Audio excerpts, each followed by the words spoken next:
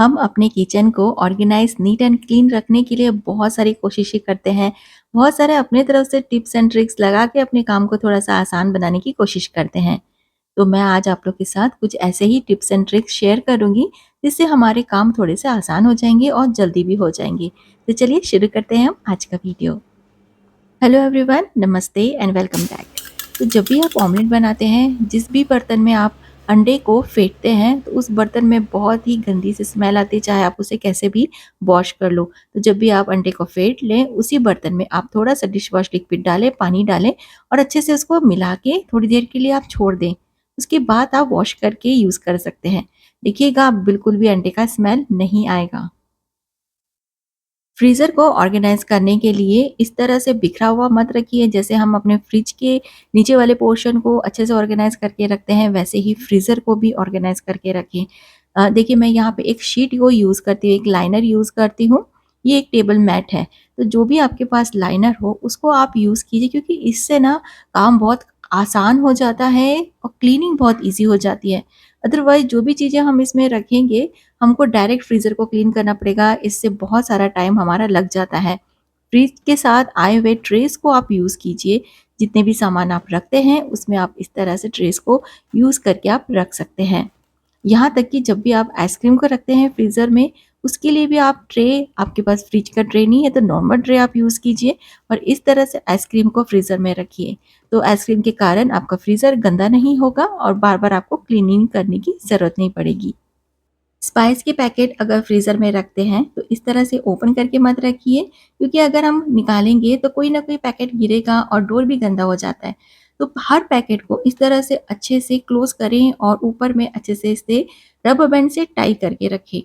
और एक और बात, हर स्पाइस बॉक्स में आपको पता है एक्सपायरी डेट लिखी होती है, तो जहाँ भी एक्सपायरी डेट लिखा होता है उसे आप ऊपर के साइड रखिए। अक्सर हम ओपन करने के समय हड़बड़ी करते हैं और जहाँ पे एक्सपायरी डेट नहीं लिखी होती है वो पोर्शन नीचे चले जाता है। तो जहाँ पे एक्सपायरी डेट लिखी होती है उस पोर्शन को आप ऊपर रखें। इससे आपको हमेशा ये पता होगा कि इस पैकेट के एक्सपायरी डेट कौन-सी है और आपको यूज़ करना है कि नहीं करना है।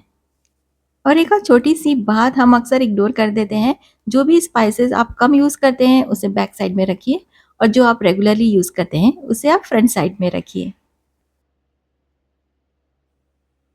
अक्सर हम वेट करते हैं कि हमारे जो पेंट्री के कंटेनर्स है वो सब एक साथ निकल जाए और हम एक साथ उन्हें धोएं। लेकिन ऐसा करने से हमारा जो पेंट्री का जो भी एरिया है वो बहुत ही डर्टी दिखने लगता है और हमारा काम भी बहुत टाइम लग जाता है इनको वॉश करने के लिए। तो जब भी आपको कोई भी कंटेनर खाली होता है उनको आप वॉश करके रख दें। बरसातों में तो ये कंटेनर सूखने के लिए भी टाइम लगता है, तो दूसरा कंटेनर खाली होगा उसके पहले ये वाला कंटेनर आपका ड्राई हो जाएगा। लौकी अलग से खाना किसी को भी पसंद नहीं होता, खासकर बच्चों को। तो उनको लौकी खिलाने के लिए कोई भी दाल आप बनाते हो, उसमें आप लौकी को मिक्स कर दें। दाल का टेस्ट तो बढ़ेगा ही और बच्चे शौक से लौकी को खा भी लेंगे। अक्सर हम पूरी लौकी को यूज़ नहीं करते हैं और जो आधी बची हुई लौकी रहती है वो काली हो जाती है फ्रिज में रखे-रखे। तो उसके ऊपर इस तरह से एल्युमिनियम फॉइल को रैप करके रखिए, तो ये बिल्कुल भी खराब नहीं होगी, काफ़ी दिन तक ये फ्रेश बनी रहेगी। आप एकदम बेखौफ एल्युमिनियम फॉइल यूज़ कर सकते हैं, क्योंकि इसकी ऊपर की स्किन तो हम निकालेंगे ही। तो इस तरह से बस रैप करके रख दीजिए, काफ़ी दिनों तक आपकी चल जाएगी फ्रिज के अंदर। वॉशिंग मशीन चलाते समय जब भी स्पिन का टाइम आता है तो उस समय वॉशिंग मशीन हमारी काफ़ी आवाज़ करती है। तो ऐसे टाइम में आप अपने वॉशिंग मशीन को थोड़ा-सा पॉज़ में डालिए, ओपन करिए। देखिए, कपड़े इस तरह से एक जगह में जमा हो जाते हैं, तो इनको थोड़ा-सा इधर-उधर कर दीजिए और उसके बाद अपने वॉशिंग मशीन को स्टार्ट कीजिए। तो जो वॉशिंग मशीन में आवाज़ होती है वो नहीं होगी। किचन में बर्तन धोने के टाइम में तवा जैसी चीज़ों को घसते समय अगर हम बहुत ज़्यादा प्रेशर लगाते हैं तो बर्तन इधर-उधर होते हैं और हमारे काउंटर्स में स्क्रैचेस आ जाते हैं। एक बार स्क्रैचेस आ जाएँ तो वो निकलते नहीं हैं। तो स्क्रैचेस ना आएँ तो आप एक टॉवल को ज़रूर रख लें, स्पेशली जब भी आप अपने तवा को क्लीन करते हैं। तो इस तरह से आपके काउंटर्स में स्क्रैचेस भी नहीं आएँगे। जब भी आप लहसुन को लेके आते हैं, इस तरह से ऊपर की स्किन निकाल दीजिए, क्योंकि जहाँ भी हम इसे रखते हैं, नीचे में कचरा बहुत ज़्यादा हो जाता है। जैसे कि मैंने सारे में से देखिए ऊपर की स्किन इस तरह से निकाल के रख दी है और मानसून में ना इसको आप ऐसी जगह में रखें जहाँ पे इसको हवा लगते रहे।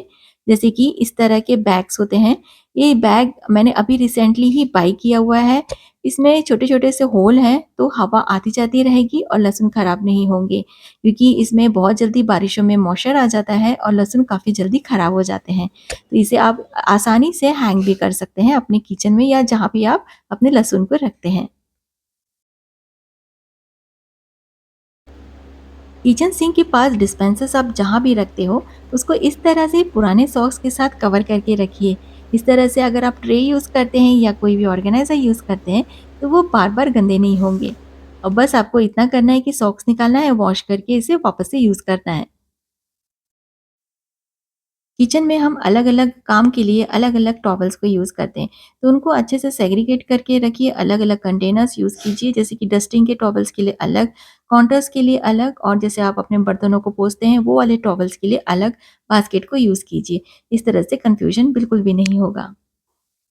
अक्सर हम पेंट्री को फुल करने के लिए काफ़ी सारे पैकेट्स को ले आते हैं, जितना हमारे पास कंटेनर्स नहीं होते हैं, उससे ज़्यादा पैकेट आ जाते हैं, तो फिर रखने का भी प्रॉब्लम हो जाता है।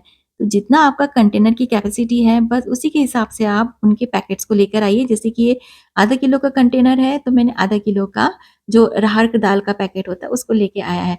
या तो फिर आप अपने कंटेनर्स की कैपेसिटी को बढ़ा दीजिए, बड़े वाले कंटेनर्स को यूज़ कीजिए।